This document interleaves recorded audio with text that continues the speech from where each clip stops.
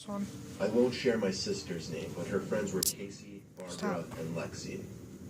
My sister insisted I slept in a separate tent than her and her friends, and I was okay with that. I've seen this one So we too. brought 2 tents. Along with that, I packed the usual camping supplies: food, water, tools, and in my case, a rifle. I always take a gun with me while camping, just because I'm a paranoid guy, and I always want to feel protected while in the middle of the woods at night. After a pretty long day, I helped the girls set up their tents.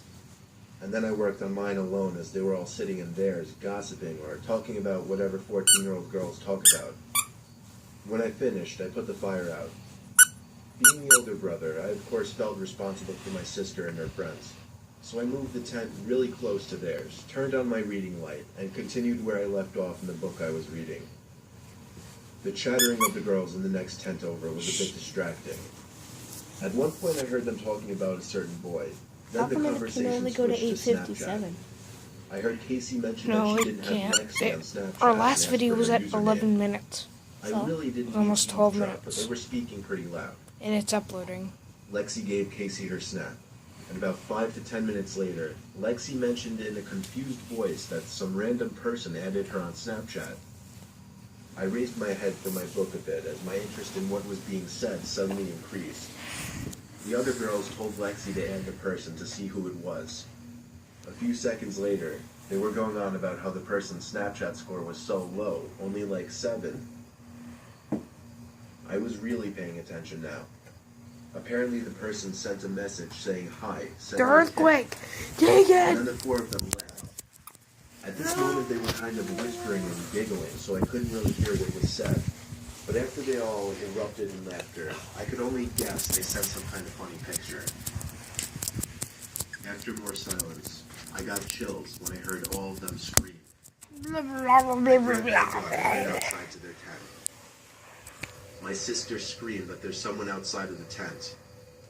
I shot the gun into the air 3 times as a warning, yelling into the woods at the same time. I then crawled into their tent where my sister hugged me. I of course asked what happened, pretending like I didn't already know half of it from listening to their conversation, and they explained everything.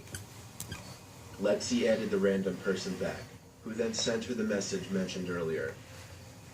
As I suspected, she sent back an ugly group shot with her friends. The person then sent back a picture in response. It was a selfie picture of what they described as an old creepy dude, smiling at the camera, standing right in front of their tent. It gave me chills right down to the bone listening to their story. I was freaked out myself. They all wanted me to sleep in the tent with them that night, so I did. The next morning we cut the trip short and went straight for the car. What could have been a great weekend memory with my sister turned into the biggest nightmare of both of our lives. That's short. So, Do stories animated. animated dumb. Then we get to watch it. Yeah, but they only have freaking Home Alone. I've already seen all of the animated ones. Fine. But I've already seen all of them. I've seen this one, this one, this one, this one, this one, this one, this one.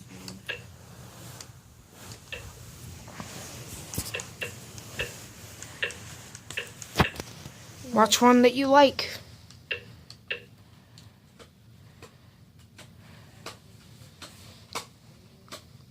Toyota. I was looking Oh, for yeah. a car to buy for my I son know for this his one. 18th birthday. I was searching all the typical car websites, cars.com, eBay Motors. They were all overpriced as expected. Craigslist was the only place to find an actual deal. About a week into my search, I found an '03 Toyota Camry. It had 67,000 miles, no accidents, no damage, and good condition for only $3,500. This seems like a steal for such a reliable car with such low mileage. The seller lived about 10 miles from me, which was a reasonable drive when looking for a car. I gave him a call to set up a time to come check it out. The man sounded normal on the phone. He assured me that there were absolutely no problems with the car. He introduced himself as Bob. I brought along $3,500 in cash, even though I planned on wiggling down the price as much as possible. I pulled up the dirt road to Bob's property about 15 minutes early. It was a tiny little house with a decent-sized property, only because I was a bit far from the nearest neighbors. The garage was open, so I walked over to see if anybody was inside, but except for an unusual amount of car parts, it was empty. The car was nowhere in sight. The only car on the property was an old pickup truck. I went over to the front door to check the house numbers. It was the right address. The doorbell button was missing, so I knocked on the front door. I knocked for exactly 5 minutes before deciding to give the man a call. So I dialed his number and I heard the sound of a cell phone ringing from inside the house.